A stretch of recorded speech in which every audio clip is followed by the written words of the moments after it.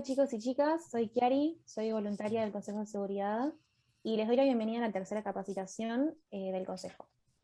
Antes de comenzar les doy un aviso rápido y es que este video explicativo del lineamiento es solo la primera parte de la capacitación. La segunda parte la van a poder encontrar en este mismo canal de YouTube y es la capacitación que explica la situación en Siria, que es una de las situaciones que componen el tópico del Consejo de Seguridad de este año.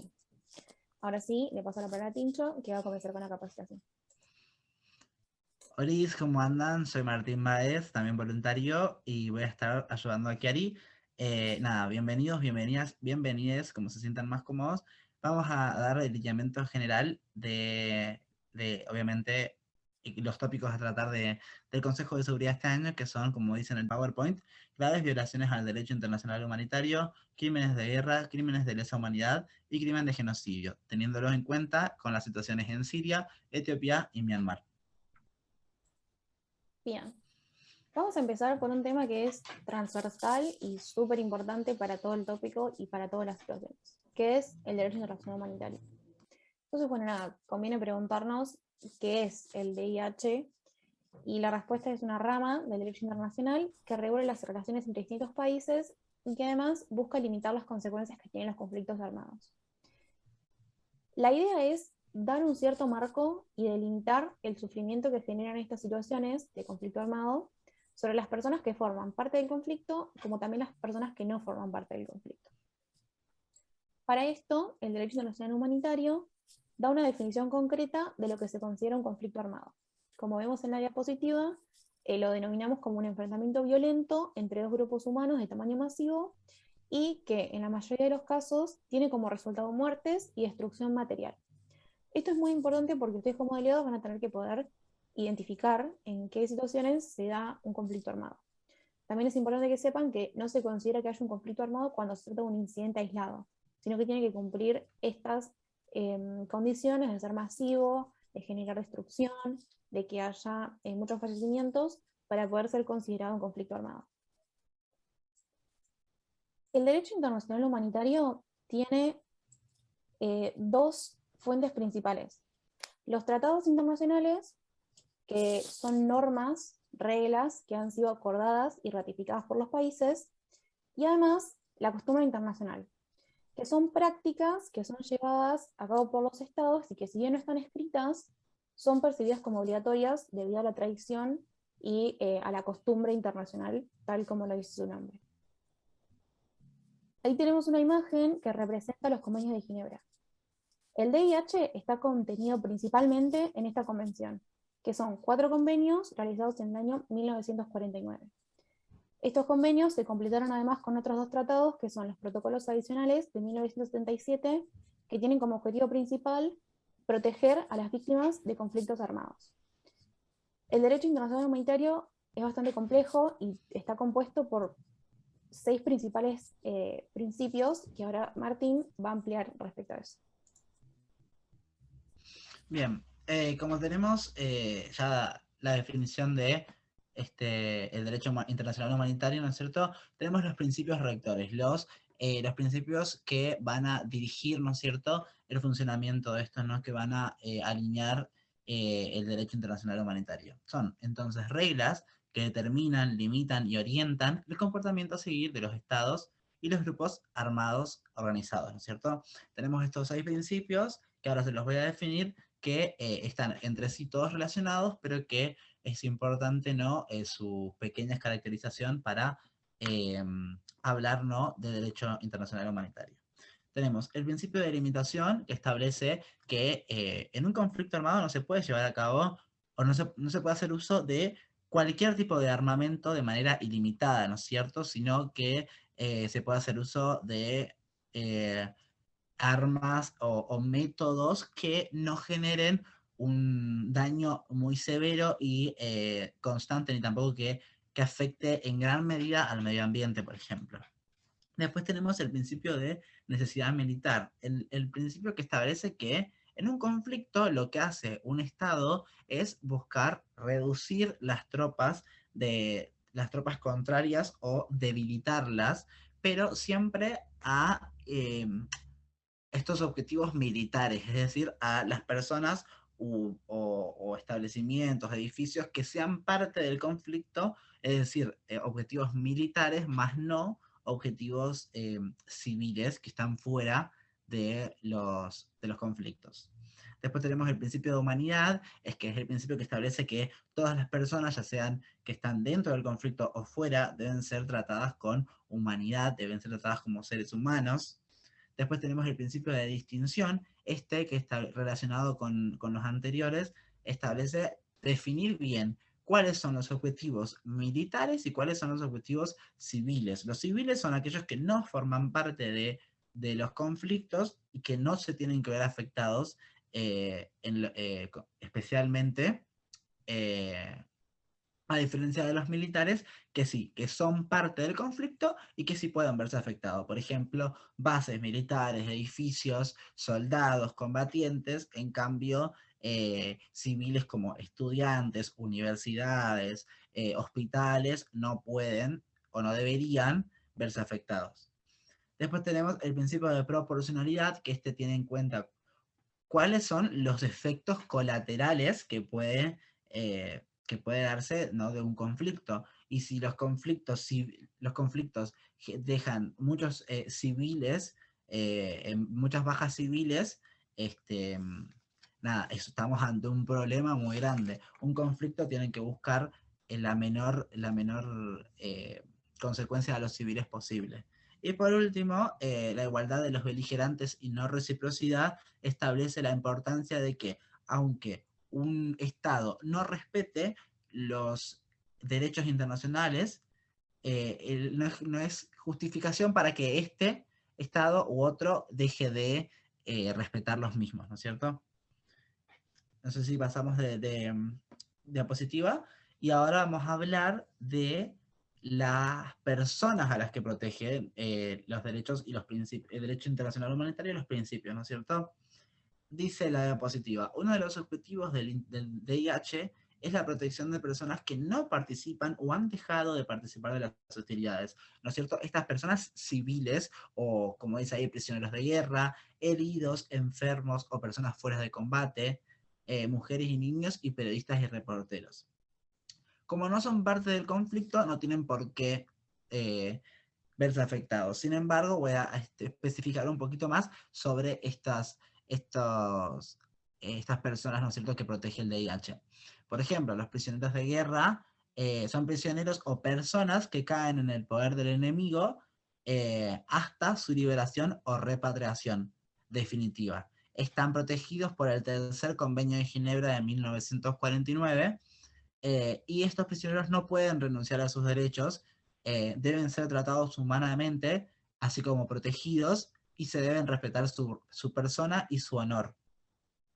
Se debe, obviamente, quien los tenga aprisionados, brindarles salud, ayuda humanitaria, etc.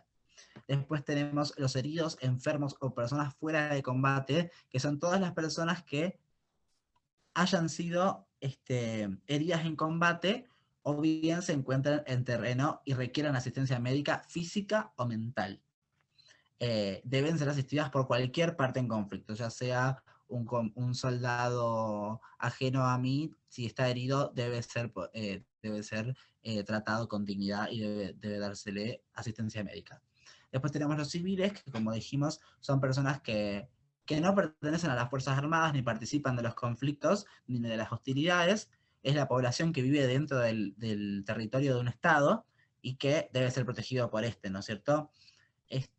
No pueden ser discriminados por motivos de raza, nacionalidad, religión, opiniones políticas, y tienen obviamente derechos como a la opinión, a su propia personalidad, a sus propias creencias, etc.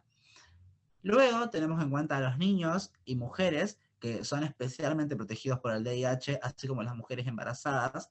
A los niños no se los puede correr de su lugar forzosamente, trasladar, aprisionar, porque nada, son menores de edad, ¿no es cierto? Y a las mujeres también busca proteger su dignidad y su honor, así como a las embarazadas, la correspondiente ayuda en salud necesaria para mantener bien su embarazo, ¿no es cierto?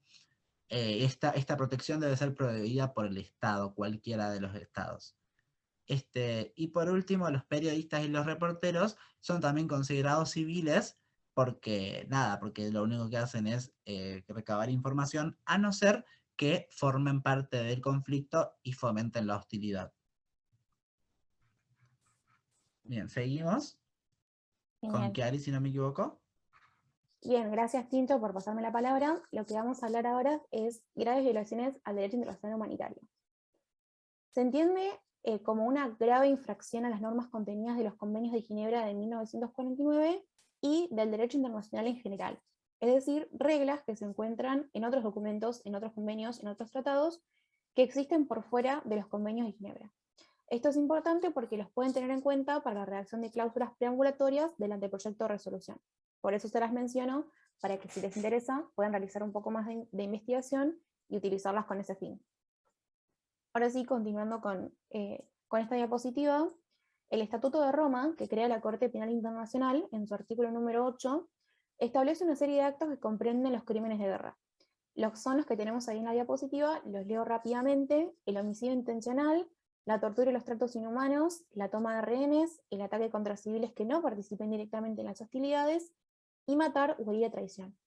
Obviamente hay varios más que estos, pero estos son los principales y que son los que más suceden. Hay un aspecto clave respecto de los crímenes de guerra, que como lo dice su propio nombre, tienen que tener sí o sí una directa vinculación con el conflicto armado. Al contrario, si una grave violación del DIH se da fuera del marco de un conflicto armado, se lo denomina un crimen de lesa humanidad, que no es lo mismo porque tiene diferentes condiciones para ser considerado tal. Ahora mi compañero Tincho les va a ampliar al respecto de este tipo de crímenes. Bien, gracias, Kiari. Bien, como dijo Kiari, los crímenes de lesa humanidad se dan por fuera de un conflicto internacional y, como dice la diapositiva, son actos que forman parte de un ataque generalizado o sistematizado contra la población civil con conocimiento de dicho ataque. A lo que se refiere con esto, la definición es generalizado, quiere decir que afecta a muchas personas, y no solo a un poco, a una porción, sino que afecta a una gran parte de la población, y sistematizado quiere decir que está pensado de esa manera, está pensado para que suceda esto, digamos, no es un acto que está, ¿no es cierto?, separado, de cualquier otra situación, sino que es pensado de esta manera. Las consecuencias son tenidas en cuenta. Entonces, justamente, no es aislado. Entonces, dice, el derecho internacional humanitario establece los siguientes requisitos para que se considere a un acto como un crimen de lesa humanidad. Es decir, que no hay una sola condición, sino que hay varias cosas que a tener en cuenta, así como también las consecuencias, ¿no? Para definir un crimen de lesa humanidad, pero lo primordial es que también no se dé en un conflicto internacional, sino que se dé por fuera. Eh, las condiciones son que el ataque debe ser sistematizado o generalizado, que los destinatarios han de ser civiles, que las autoridades estatales deben tener conocimiento de la perpetración de dichos ataques. Es decir, que las autoridades saben lo que está pasando y no están haciendo nada al respecto. Y por último, los actos cometidos deben necesariamente encontrarse vinculados a la generalidad y la sistematización de los ataques, y que no son aislados, sino que pueden suceder también varios ataques en diferentes puntos de una ciudad o diferentes puntos que también pueden ser considerados actos o crímenes de lesa humanidad. Seguimos un poquito más también y vamos a hablar de los crímenes de genocidio. Según el Estatuto de Roma, en su artículo 6, lo define enumerando una serie de actos de nuevo, que no es una sola cosa, sino que tampoco es una definición específica, sino que hay que tener en cuenta muchas. Eh, Son actos considerados genocidas si son cometidos con la intención de destruir a un grupo específico. Es decir, que se busca la desaparición de un grupo religioso, étnico, racial, político, por la índole que sea, un grupo busca el exterminio del otro. En la historia están estos genocidios, por ejemplo, el genocidio armenio, del cual tenemos una foto ahí en la diapositiva, y que se está conmemorando el mismo, dando, ¿no es cierto?, respeto al grupo armenio, ¿no es cierto?, a la comunidad armenia. Los actos son para considerar un crimen de genocidio son la matanza de miembros de un grupo étnico o racial, la lesión grave a la integridad física o mental de los miembros de un grupo, el sometimiento intencional del grupo a condiciones de existencia que provoquen su destrucción física total o parcial, las medidas destinadas a impedir nacimientos en el seno del grupo, es decir, para que no se siga reproduciendo ese grupo, esa etnia, eso que se quiere destruir, y el traslado por fuerza de los niños de grupo a otro grupo, ¿no es cierto? Si teniendo en cuenta lo que hablamos anteriormente, el DIH protege a los niños y dice que no pueden ser trasladados ni aprisionados, etc. Bien, seguimos con Kiari. Genial. Bien. Hasta ahora venimos mencionando varios instrumentos jurídicos, varias herramientas que a ustedes les pueden servir, como ya dije, a la hora de la redacción de las cláusulas preambulatorias. Es por eso que nos pareció importante poner esta diapositiva cuando pensamos a este PowerPoint para que ustedes lo puedan usar y se puedan guiar respecto de esto y los ayude en su desempeño dentro del Consejo. Bueno, mencionamos 5 que para nosotros son clave y que sería importante que ustedes puedan mirarlos, quizás leer alguna de sus cláusulas, ver qué importancia tienen, y son los siguientes: los 4 convenios de Ginebra de 1949, junto con los protocolos adicionales 1 y 2 al convenio de Ginebra.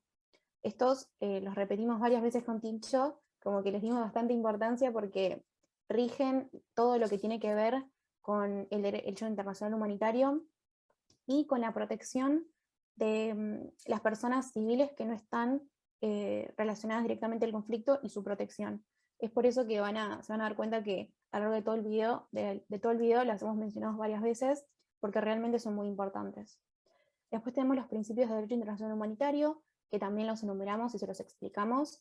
Les recomendamos que vayan al tópico, donde están explayados con mayor claridad, pero que les va a servir muchísimo poder entender cómo funcionan. El convenio de prevención y sanción del delito y las reglas de la Haya sobre medios y métodos de combate. Estos últimos dos están en el tópico también, y nos parece importante mencionarlos acá para que sepan que son muy importantes. Casi todos los países han ratificado este convenio de prevención y sanción del delito, y las reglas de la Haya sobre medios y métodos de combate tienen que ver mucho con de qué forma las personas o los agentes involucrados en los conflictos armados deben desenvolverse, y que no tienen libertad de hacer lo que quieran, sino que hay unas reglas muy específicas y concretas que deben seguir para no generar daños y sufrimientos innecesarios sobre la población y sobre los combatientes. Así que nada, los alentamos a que porfa lean estos instrumentos jurídicos, que los van a ayudar muchísimo a la hora de debatir en el Consejo de Seguridad. Bien, continuando en esta misma línea de el marco regulatorio, podemos hablar de la responsabilidad que le cabe a los estados o a los agentes involucrados en los conflictos armados. Porque se podrán haber dado cuenta que hasta ahora lo que explicamos junto con Tincho fueron los actos, los crímenes que pueden ser llevados a cabo. Pero no hablamos de cuáles son las consecuencias. ¿Qué pasa después de que todos estos crímenes fueron perpetrados? ¿Cuáles son las responsabilidades que le caben a las personas que cometieron estos delitos? Bien. Para esto nos referimos a la Convención de Viena, que habla de que el incumplimiento del derecho internacional humanitario vuelve al Estado responsable. En todos los casos en que haya una infracción frente al derecho internacional humanitario, el Estado es responsable. Lo repito porque esto es muy importante que lo tengan presente. Pero hay 2 particularidades. En los crímenes de lesa humanidad y en los crímenes de guerra, el Estado no es el único responsable, sino que también los individuos particulares que cometen u ordenan cometer los crímenes también deben incurrir en reparaciones y juicios. Es decir, que pueden ser responsables internacionalmente penados por los crímenes que cometieron, pertenezcan o no al Estado. Esto, nuevamente, es una particularidad que nada más aplica a los crímenes de lesa humanidad y a los crímenes de guerra por sus particularidades. Así que me gustaría que lo tengan presente porque es bastante importante. Ahí en la diapositiva tenemos una imagen ilustrativa de los juicios de Nuremberg que se realizaron a los líderes que llevaron a cabo el genocidio en contra de la comunidad judía durante la Alemania nazi alrededor del año 1945. Finalmente, algo importante que ustedes como delegados tienen que saber son las competencias que tiene el Consejo de Seguridad. Como ya deben saber, a partir de que algún Estado o grupo lleva adelante un crimen de los que se explicaron anteriormente, el Consejo de Seguridad puede tomar medidas que apunten a enjuiciar a los culpables o a restaurar las condiciones del país que se vio afectado por un conflicto armado. Entonces, como pueden ver en pantalla, hay 5 facultades principales: la constitución de una comisión de investigación, la constitución de tribunales internacionales, la remisión a la Corte Penal Internacional, la imposición de sanciones y el establecimiento de misiones de paz. Esto es muy importante y me gusta recalcarlo, y es que estas son las competencias que ustedes como delegados tienen para poder solucionar el conflicto de una vez por todas. Así que cuando estén en el momento de redacción de las cláusulas operativas, remítanse a estas competencias que ustedes como países dentro del Consejo de Seguridad tienen, porque les van a ser muy útiles para dar una solución, para poder establecer diferentes medidas que apunten a ponerle un punto final a lo que es la situación que estén discutiendo. Es por esto que hago tanto hincapié en estas opciones que ustedes tienen eh, para poder implementar a la hora de redactar las cláusulas operativas y decidir cuáles son las acciones que van a llevar a cabo como delegados. Bien, y agregando un poquito a lo que dijo Kiari, también quiero recalcarles los límites que tiene el Consejo de Seguridad. El Consejo de Seguridad no puede hacer lo que quiere. Los estados tienen sus fronteras, tienen sus leyes que son respetadas por la ONU y por los diferentes estados. Lo que hace el Consejo de Seguridad es buscar formas de solucionar el problema, proponerlas, pero siempre intentando tener el apoyo del Estado, ¿no es cierto? A veces el Estado puede estar de acuerdo con las soluciones, así como puede no estarlo. Entonces también, por ejemplo, pueden pedir la presencia de los embajadores o embajadoras de diferente país para poder charlar las soluciones, pero lo más importante es que el Consejo de Seguridad no puede meterse en el país. El Consejo de Seguridad busca soluciones desde afuera, pero no pueden, por ejemplo, decir, se van a llevar adelante elecciones, se van a desplazar tropas, porque tropas de paz, una misión de paz, ¿por qué? Porque necesitan la autorización y aval del Estado. Entonces ahí está el límite del Consejo. El Consejo soluciona, busca maneras de mejorar la situación, lo debate, propone, pero no si bien son vinculantes las decisiones, no puede meterse dentro de un país. Espero que haya quedado claro eso, ¿no? En esta última diapositiva, lo que les trajimos es algunas fuentes de información. Nos parece importante que si a ustedes les interesa y tienen ganas, puedan profundizar, porque eso los va a ayudar mucho a la hora del debate.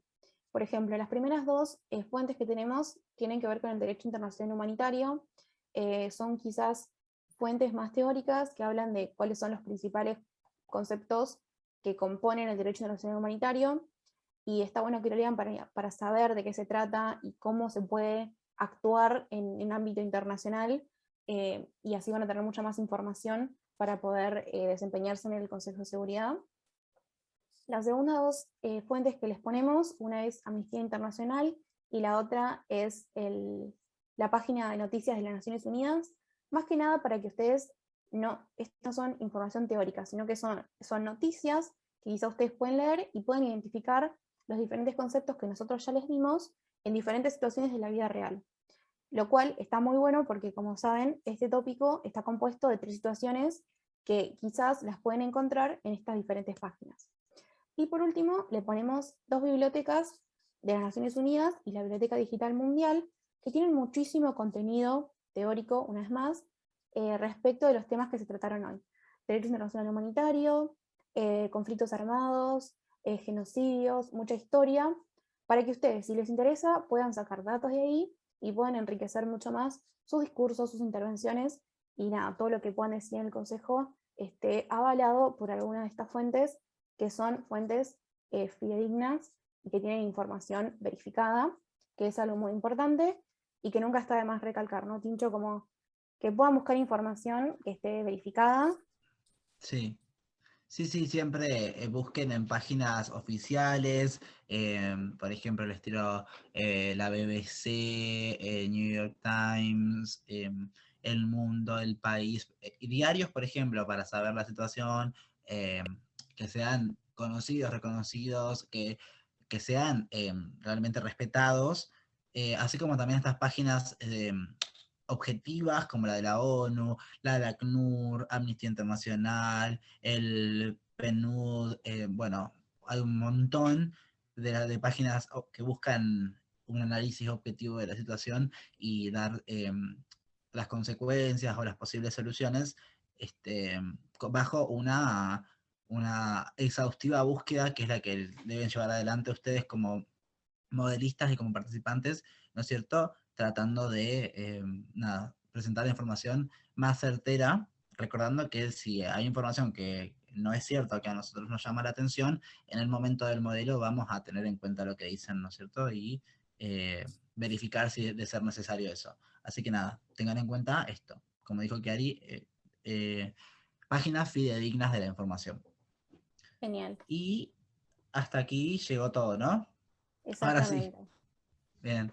Bueno, nada, y hasta acá llegó el final de la capacitación. Esperamos y se hayan entendido todo. Cualquier cosa, pueden comunicarse a través del Classroom con sus tutores y tutoras que van a buscar esclarecer esas dudas. Les agradecemos a todos los que estén mirando y les recordamos nuevamente que esta es la primera parte de la capacitación, que la segunda parte es sobre Siria y que la pueden ver en nuestro canal de YouTube. Y nada, muchas gracias, esperemos que les hayan servido y los tutores están disponibles si surge alguna duda a través de Classroom. Nos vemos. Chao.